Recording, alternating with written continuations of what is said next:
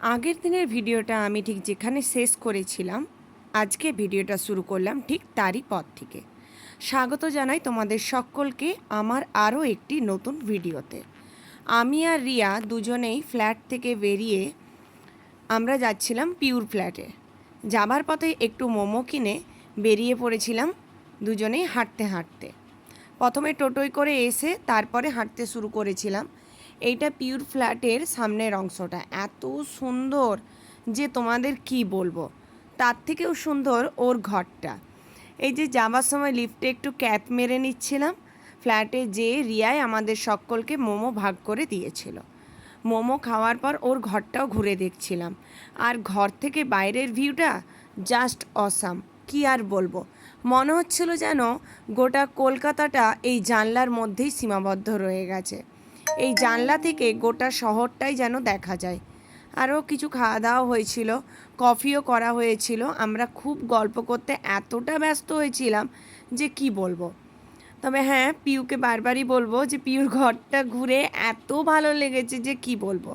সবথেকে বড় কথা, ওর ঘর এত সুন্দর গোছানো, আর তার থেকেও বড় কথা ওর এই ভিউটা মারাত্মক। মনে হয় যেন মন একদম শান্ত হয়ে যায় যদি তুমি এই জানলার পাশে বসে থাকো।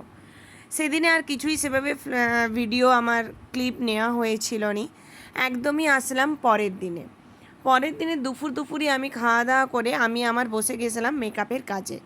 ও যেহেতু রিয়াদের ওই দিনে ছিল কোণে, মানে যেদিনে ওদের ছেলের বাড়ির অনুষ্ঠান ছিল, রিসেপশন, ও সেদিনে যাওয়ার জন্য ওরা রেডি হচ্ছিল। ওদেরকে রেডি করে দেওয়ার পর আমি আমার ব্যাগপত্র গোছ করতে লেগেছিলাম।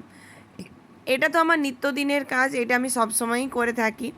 যেহেতু ব্যাগ থেকে বার করে সাজানোর পর এগুলো তো আর এভাবে ফেলে রেখে দিতে পারি না, এগুলোকে ভালো করে অর্গানাইজ করে নেওয়াটা দরকার। আর আমার মনে হয় যে এটা প্রত্যেক মেকআপ আর্টিস্টের কাছেই একটা খুব গুরুত্বপূর্ণ কাজ, তো আমিও এইটা করি।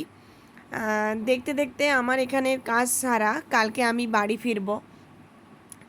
বেশ কটা দিন এখানে ভালোই কাটলো, বেশ আনন্দে কাটলো। মাসিমার খাতির যত্ন খেয়ে একদম কী আর বলবো, যতটুকু বলবো সেটা কম বলা হবে। এরা এতটা ভালো মনের মানুষ যে তোমাদের বলে বোঝাতে পারবো না। মনেই হচ্ছিল যেন বাপের ঘরে এসে বসে আছি। মাসিমাও বলছিল বাপের ঘরে আছিস তুই। তো সত্যিই বাপের ঘরের মতন ফিল পেয়েছি।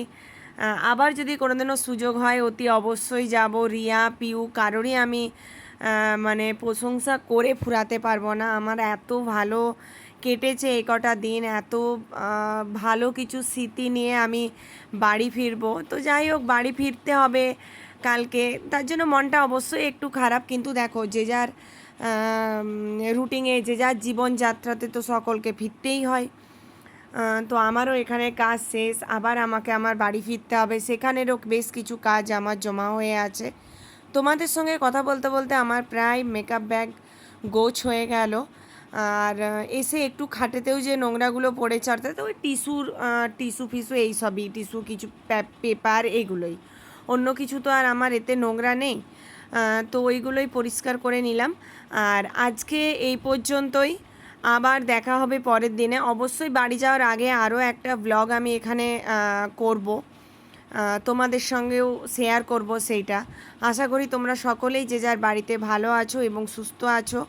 আমিও ভালো আছি এবং সুস্থ আছি। দেখা হবে পরের ভিডিওতে। টাটা।